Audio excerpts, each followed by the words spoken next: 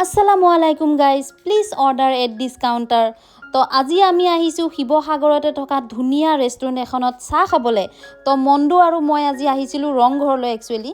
তো তাৰ পৰা আমি ভাবিলো চাহ একাপকে খাই আহো আৰু সন্ধিয়া হৈছিল যেহেতু আমাৰ পুৰা ক্ৰেভিংছ উঠিছিল।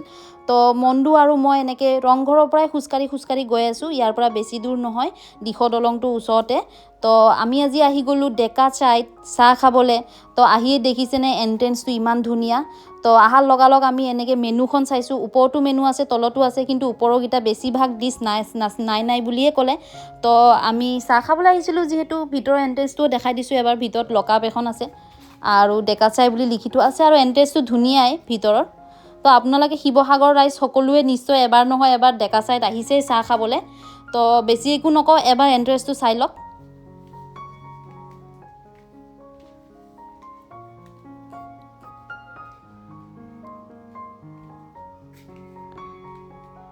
তো তাৰ পিছত গৰম বহুত আছিল, তো আমি বাহিৰতে বহি ললো। ভিতৰত এচিটোৱে কাম কৰা নাছিলে আৰু বাহিৰৰ এন্ট্ৰেন্সটো দেখিছেনে ইমান ধুনিয়া।